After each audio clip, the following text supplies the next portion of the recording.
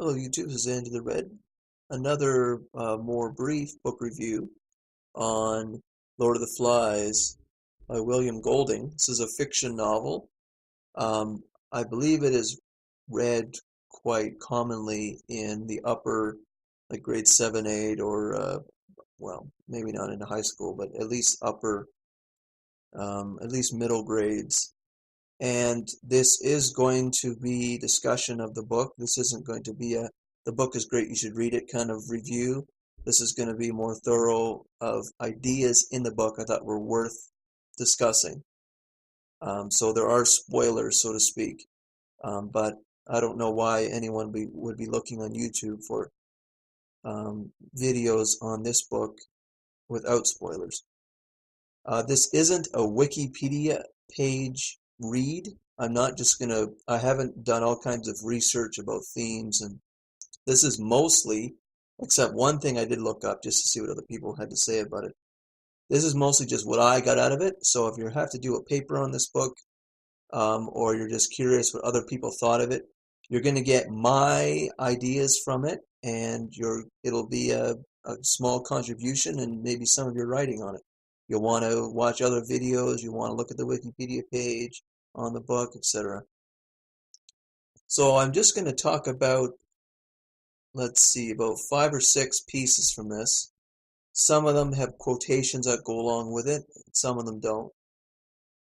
Just for brevity, the book is about a bunch of kids get stuck on an island and their souls and humanity decay and they turn into savages, and then eventually they get rescued. So I'll just start right at the beginning with Piggy and the shell. And actually, for the longest time, that I've only read this for the first time about a week or a couple weeks ago. I thought the pig on the front of this book, I thought this was Piggy. I knew Piggy dies. Even people who haven't read Lord of the Flies probably knows that Piggy dies. I thought this thing was Piggy as just like a metaphor for Piggy dying, but this is actually something completely different. This isn't Piggy. Piggy's a person. This is something else.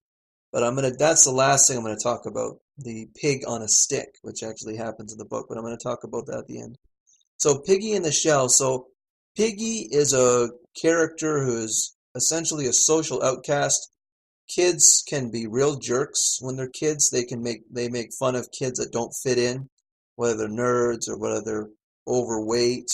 It doesn't matter. Anything like that, kids can be inhumane and can tear apart a person based on stupid things like that. So Piggy in this is a weak character. He is one of the more intelligent ones, probably the most intelligent one. Wears glasses. He's a dependent. He's, like I said, a social outcast. His glasses are the only technology they have, which slowly gets broken over time, as does their clothes. And it seems to me that once his glasses are eventually stolen, they're using it to make fire, but eventually they're stolen. His usefulness is gone, and the savage tribe of Jack kills him. And notice that when Piggy dies when the shell dies, and they die together. And that is very important part of this book and what Golding intends. The shell, for sure, if the shell dies, Piggy must die. But in the book, they die together, and that has to happen. The shell is there's a couple pieces that I've identified.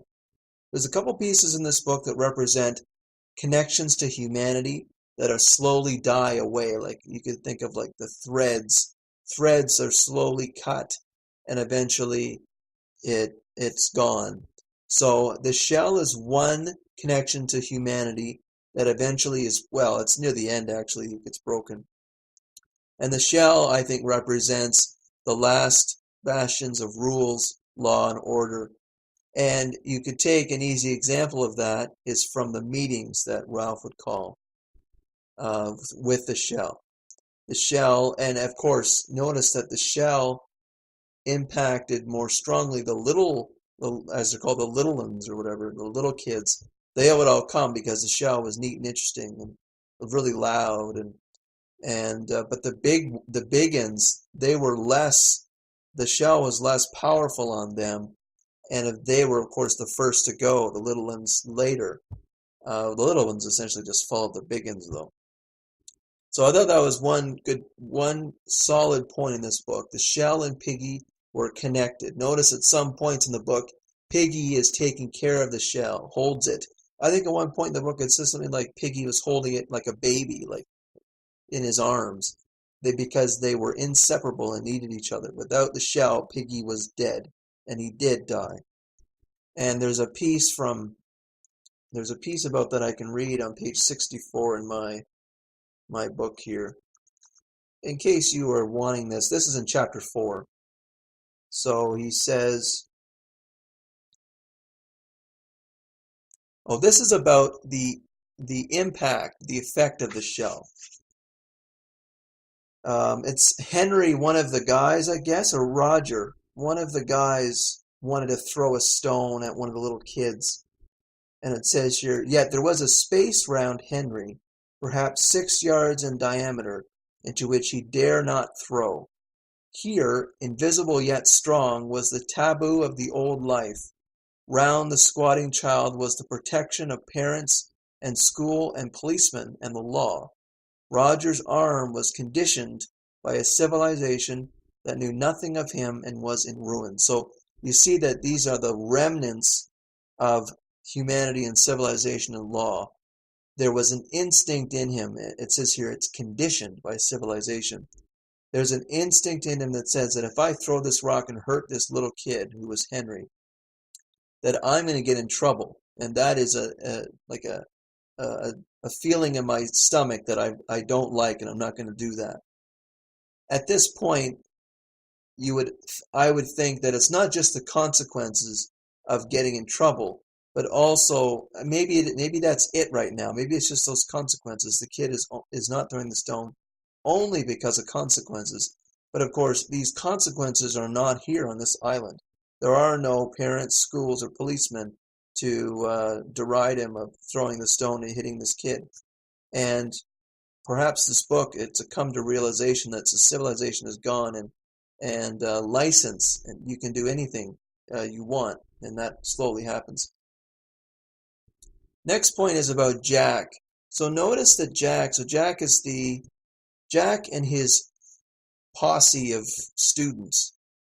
I guess they're from a boarding school or something, and Jack is the head student, and then he has like 5 or 6 kids in his, I don't know, bunk or something. Like, it's a group of kids, and Jack's the leader.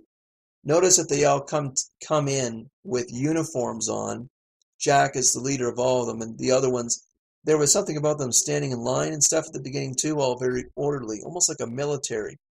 Notice that they become savages, but notice that they become savages together. So what has stayed the same? Jack still leads an army. That is the same at the beginning and at the end. His army just grew. But notice that his entire army stayed together, yet they devolved together. So I have a little piece for that on page 98. This is in chapter, is it the Beast from Water? This is in chapter Beast from Water, near the very end, in case you probably don't have the book I have, so the page numbers aren't going to be right. So on page 98, so this is Piggy first talking. What are we, humans or animals or savages? What's grown-ups going to think? Going off hunting pigs, letting fires out, and now? And then this is Jack. And you shut up. Who are you anyway, sitting there, telling people what to do? You can't hunt, you can't sing.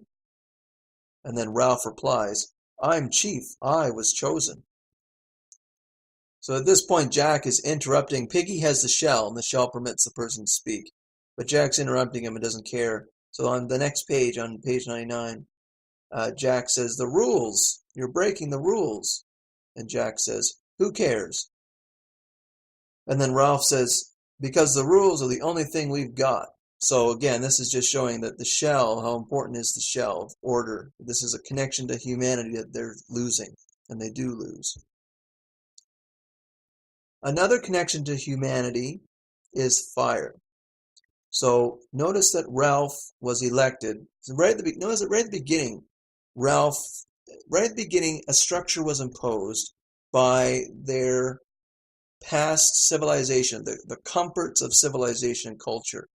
Right near the beginning of the book, we have the construction of a kind of government in terms of Ralph being elected by all the kids they have this shell, which is all fancy and unique, and you could consider it like the shell as in beautiful, unique, almost like chinaware, almost like royalty, a crown.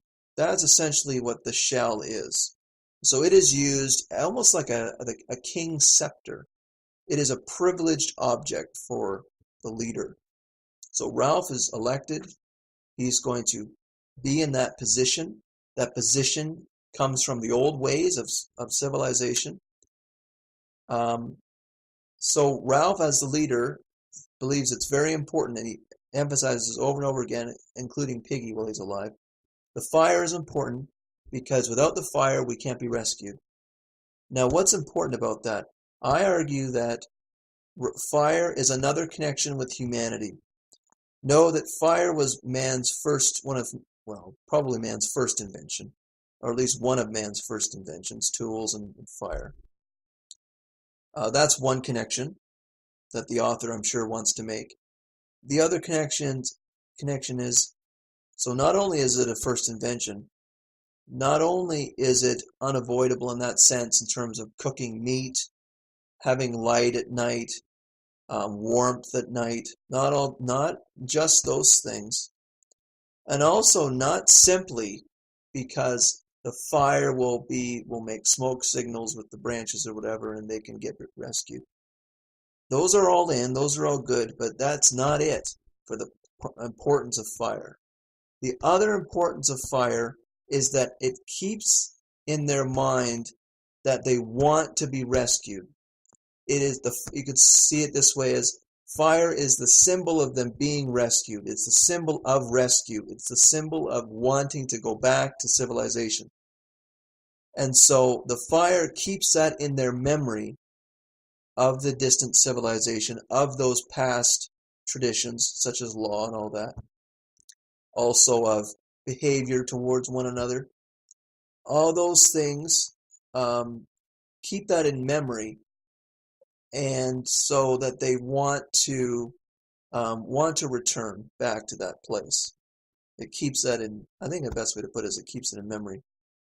And otherwise, without that connection of fire to rescue, you're only going to get the primitive uses of fire, which is cooking meat. And so that's what you have, don't you? Ralph and his small group keeps the fire going. Almost, you get the sense in the book, it's like a discipline, like they are devoted to the fire, devoted to being rescued, devoted to returning to the old ways, or to returning to the civilization. Notice that Jack and the savages, their use of fire is purely meat, purely survival on the island, purely forgetting civilization and living here. So that's another important piece. And of course, they survive by whatever means necessary. Okay, another piece is the blood dance.